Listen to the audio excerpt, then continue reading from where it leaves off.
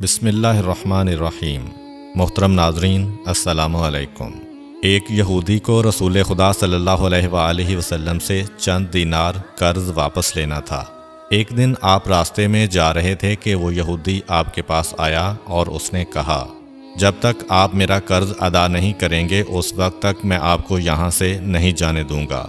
نبی اکرم صلی اللہ علیہ وآلہ وسلم نے فرمایا، اس وقت ادائیگی کے لیے میرے پاس کچھ بھی نہیں ہے۔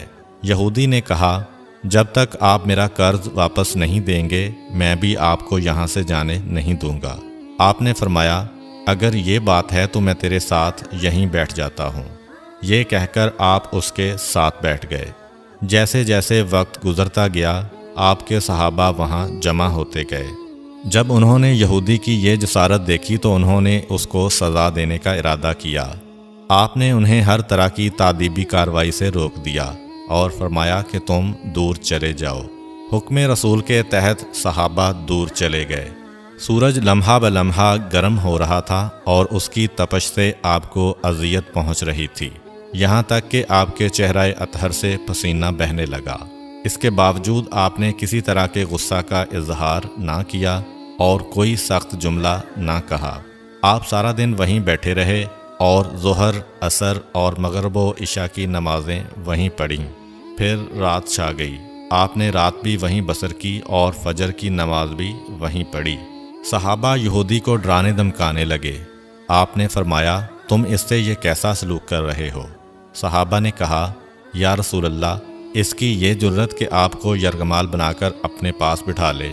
آن حضرت صلی اللہ علیہ وآلہ وسلم نے فرمایا، اللہ نے مجھے اس لیے نہیں بھیجا کہ میں کسی ہم پیمان یا کسی اور پر ظلم کروں۔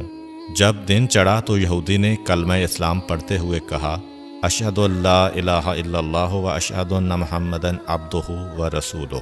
میں اپنی دولت کا ایک حصہ راہ خدا میں دیتا ہوں۔ میں نے آپ کو اس لیے نہیں روکا تھا کہ میں آپ کی توہین کروں۔ اس ذریعے سے میں آپ کے پیمانہ صبر کو آزمانا چاہتا تھا، کیونکہ تورات میں میں نے آپ کی یہ صفت پڑھی ہے، محمد بن عبداللہ مکہ میں پیدا ہوگا اور طیبہ کی طرف ہجرت کرے گا۔ وہ تندخو اور سخت مزاج اور بیہودہ گوئی کرنے والا نہ ہوگا اور کوئی جھوٹی بات زبان سے نہیں کہے گا۔ اس طرح سے میں نے آپ کو یہاں رکھ کر اس بات کی تصدیق کی ہے کہ تورات نے بالکل سچ کہا تھا۔ رسول اکرم صلی اللہ علیہ وآلہ وسلم مبعوث برسالت ہونے کے 3 سال بعد تک خفیہ طور پر دعوت اسلام دیتے رہے۔ اس کے بعد اللہ تعالیٰ نے آپ کو حکم دیا کہ آپ کھل کر اللہ کا پیغام پہنچائیں اور لوگوں کو خدا کی طرف دعوت دیں۔ ایام حج شروع ہوئے تو پورے جزیرۃ العرب سے لوگ مکہ کی طرف آنا شروع ہوئے۔ نبی اکرم صلی اللہ علیہ وآلہ وسلم کوہ صفا پر چڑھے اور آپ نے بلند آواز سے فرمایا، لوگو، میں اللہ کا رسول ہوں، تم اللہ رب العالمین پر ایمان لے آؤ۔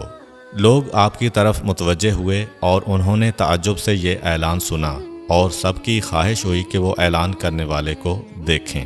پھر آپ صفا سے اتر کر مروہ آئے اور وہاں پر بھی آپ نے 3 بار یہی اعلان کیا۔ جب ابو جہل نے آن حضرت صلی اللہ علیہ وآلہ وسلم کا یہ اعلان سنا تو اسے سخت غصہ آیا۔ اس نے زمین سے ایک پتھر اٹھا کر آپ کی پیشانی پر مارا، جس سے آپ کی پیشانی زخمی ہو گئی، خون بہنے لگا اور آپ کا پورا چہرہ لہو لہان ہو گیا۔ اس کے بعد تمام مشرکین آپ کو پتھر مارنے لگے۔ نبی اکرم صلی اللہ علیہ وآلہ وسلم مجبور ہو کر کوہ ابو قبیس پر چڑھ گئے اور ایک چٹان کے پیچھے جا کر چھپ گئے۔ مشرکین نے بھی آپ کا تعاقب کیا لیکن آپ انہیں کہیں دکھائی نہ دیے۔ ناکام و نامراد ہو کر انہیں واپس آنا پڑا۔ اسی اثناء میں ایک شخص نے حضرت علی علیہ السلام کو اس واقعہ کی اطلاع دی اور کہا کہ میرا خیال یہ ہے کہ محمد مارے جا چکے ہیں، نعوذ باللہ۔ یہ سن کر حضرت علی علیہ السلام کو شدید دکھ ہوا اور آپ ام المومنین حضرت خدیجہ الکبریٰ سلام اللہ علیہ کے پاس آئے اور ان سے کہا، میں نے سنا ہے کہ مشرکین نے رسول خدا صلی اللہ علیہ وآلہ وسلم پر سنگ باری کی ہے اور بعض لوگوں کا یہ گمان ہے کہ نبی اکرم شہید ہو گئے ہیں۔ آپ روٹی پانی اٹھائیں اور میرے ساتھ انہیں تلاش کرنے کے لیے چلیں، ممکن ہے ہمیں ان کا کہیں نشان مل جائے۔ آپ وادی پر نظر رکھیں اور میں پہاڑ کے دامن میں آپ صلی اللہ علیہ وآلہ وسلم کو تلاش کرتا ہوں۔ آپ روتے ہوئے آگے بڑھے اور آپ کہہ رہے تھے، یا رسول اللہ، ہمیں جواب دیں، آپ کہاں ہیں؟ میری روح آپ پر قربان، آپ کس وادی میں بھوکے پیاسے ہیں؟ آپ نے مجھے اپنے ساتھ کیوں نہ لیا تھا؟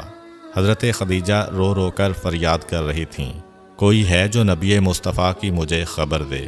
کیا کسی نے انہیں دیکھا ہے جو مجھے ان کے متعلق بتلائے؟ اس وقت جبریل امین علیہ السلام رسول خدا صلی اللہ علیہ وآلہ وسلم پر نازل ہوئے۔ ان کے پیچھے ملائکہ کی بہت سی صفیں تھیں۔ انہوں نے حضرت صلی اللہ علیہ وآلہ وسلم سے کہا، خداوند جبار نے ہمیں آپ کے فرمان کی تعمیل کے لیے بھیجا ہے۔ اگر آپ چاہیں تو ہم اس قوم کو تباہ کر دیں گے اور ان کا دنیا میں کہیں نام و نشان تک دکھائی نہ دے گا۔ رحمت للعالمین نے فرمایا، میں نبی رحمت بنا کر بھیجا گیا ہوں، میں عذاب و انتقام کا حامی نہیں ہوں۔ پروردگار میری قوم کو معاف کر دے، وہ مجھے جانتے نہیں ہیں۔ جبریل امین علیہ السلام نے حضرت صلی اللہ علیہ وآلہ وسلم سے کہا، خدیجہ سلام اللہ علیہا آپ کو تلاش کر رہی ہیں۔ خدیجہ کے رونے نے آسمان کے فرشتوں کو رلا دیا ہے۔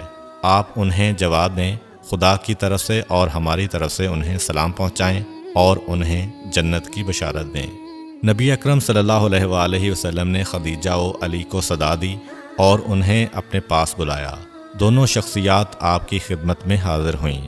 انہوں نے آپ کی پیشانی پر پٹی باندھی اور گھر لے آئے۔ جب مشرکین کو معلوم ہوا کہ نبی اکرم صلی اللہ علیہ وآلہ وسلم اپنے گھر آ چکے ہیں تو انہوں نے گھر کا محاصرہ کر لیا اور سنگ باری شروع کر دی۔ حضرت علی علیہ السلام اور حضرت خدیجہ سلام اللہ علیہا آپ کا دفاع کرنے لگے۔ جب سنگ باری میں معمولی سا وقفہ ہوا تو حضرت خدیجہ گھر سے نکلیں اور انہوں نے چیخ کر کہا، فرزندان قریش، کیا تم سے حیا رخصت ہو گئی ہے؟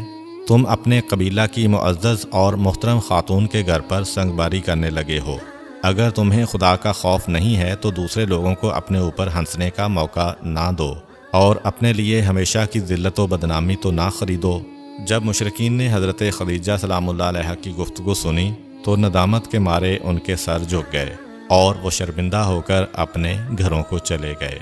نبی اکرم صلی اللہ علیہ وآلہ وسلم نے دعوت اسلام کا آغاز ان روح فرسا واقعات کے ساتھ کیا تھا۔ آپ پر کروڑوں سلام ہوں۔ آپ نے لوگوں کو گمراہی و ضلالت سے بچانے کے لیے قدم قدم پر تکالیف اٹھائیں اور صدمے برد